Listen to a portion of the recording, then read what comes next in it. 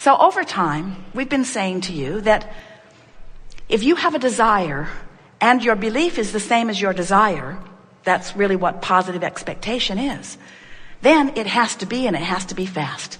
Because your desire is pure, there's no resistance to it, and it's flowing to you. And you've proved that out in your own life, haven't you? The things you expect come easily to you. It's the things you don't expect that keep seemingly messing up your experience.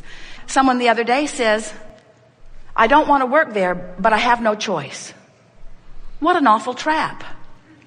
I want more money, but I can't figure out how to get any. I want a mate, but I can't find a mate.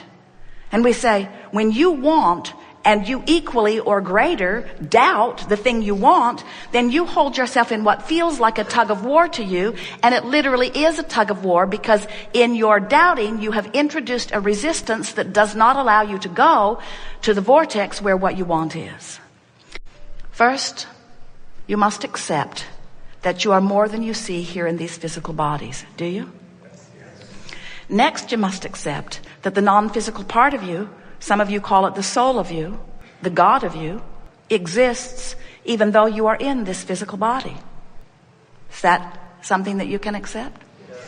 Next, it is necessary that you acknowledge that you and we are vibrational beings, and it is a vibrational relationship that we have.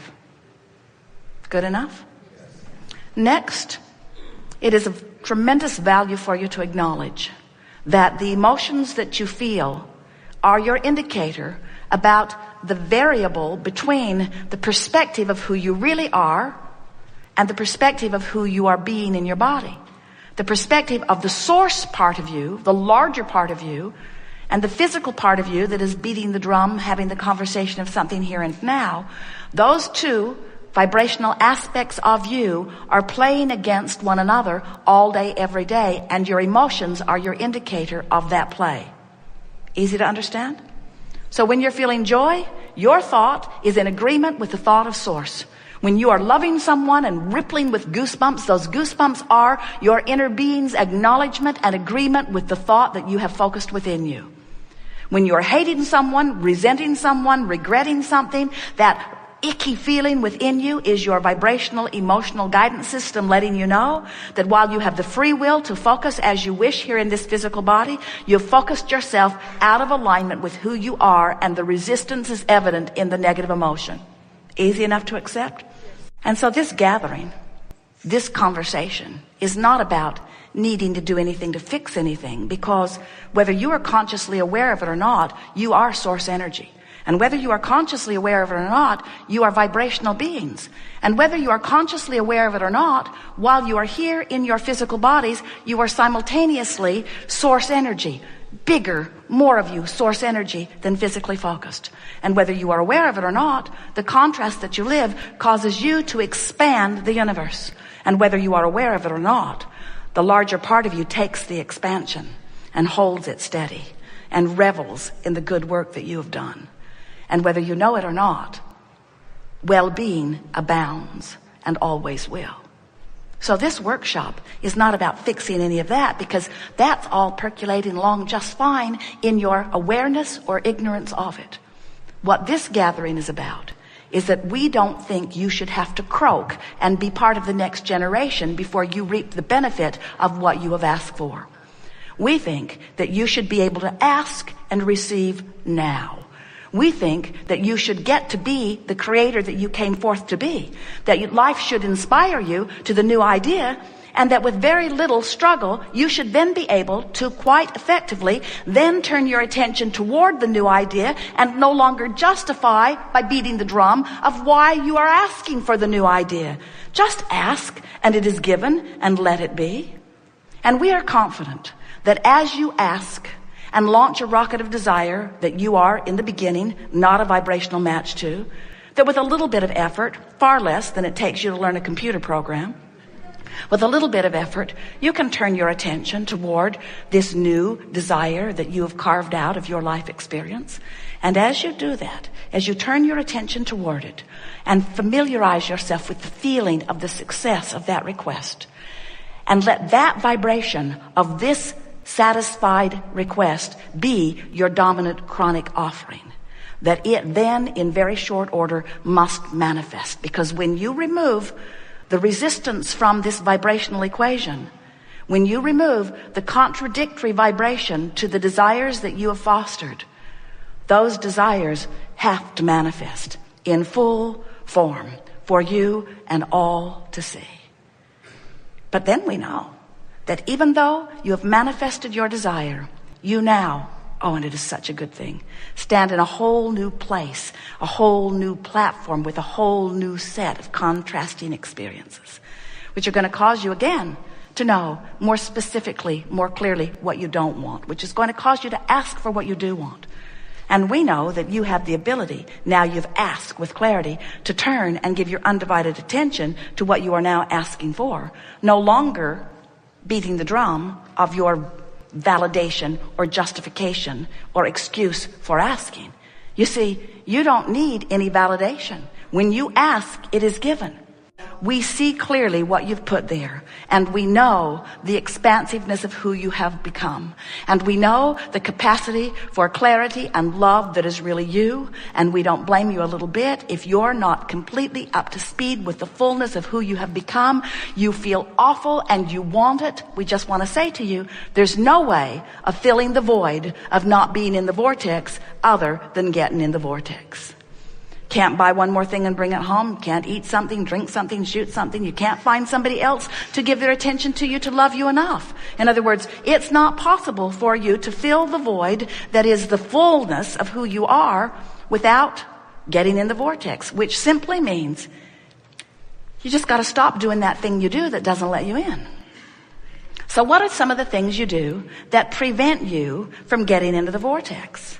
And you understand this vortex is just this high, non-resistant energy place where you rendezvous with the source. Esther's in the vortex, otherwise she could not receive Abraham with this clarity. In other words, she is up to speed with the vibration that is us, and that's why the conversation is seamless between the intent of that which we are offering and her ability to deliver it. That's in the vortex. When you're in the vortex, that's when your inspiration is at its greatest. That's where authors and artists and musicians, that's where those that you call masters often find what they call their inspiration. They're in the vortex where they have clear view of not only the idea, but the path to which it will unfold. When you're in the vortex, things unfold for you in a way that there's no question in your mind that that's the thing to do. You know how sometimes you say, I don't know whether to go this way or that way. You're not in the vortex, because if you were in the vortex, you'd say, I'm going this way and I don't care what anybody thinks about it. When you say, those people over there and their philosophy is really awful and their philosophy is going to bring us all down, you're not in the vortex. And it's not their philosophy that's bringing you down. It's you not being in the vortex that's not bringing you up. No one can bring you down, but your standards of how up you really are keep changing. And if you don't stay up to speed with who you are, you don't feel good. So, what's the difference between a higher, faster vibration and a lower, slower one? Higher, faster feels better. It's what joy and love are. Lower, slower feels worse. It's what depression is. It's what despair and fear are. Higher, faster has less resistance. Lower, slower has more resistance. So really, the operative word that we're talking about here today is, as I stand in my human form, what is it that I could do a better job of controlling that would make the most difference in my life? And we want to say to you, if you'll get a bead on your resistant tendencies and work them into less resistance, your vibration will raise. You'll hover on the brink of the vortex, or you'll pop in often. Once you get in there, you'll be able to maintain your vibrational stability longer so the vortex won't keep spitting you out. It's interesting. You do. You focus on something that makes you feel good and you get in there. Feels really good. Then you remember something. Start focusing on it. The vortex spits you right out. Because if you're not up to speed, you can't sustain that vibration, you see. Now some say, Abraham, what about those guys that I'm pretty sure are going to ask for bad things? If they ask for bad things, will it end up in the vibrational escrow? Will it go to this vortex? And we say, first of all, you got to stop killing each other over who gets to decide what the good things are. In other words, you have a great amount of diversity in what you are asking for.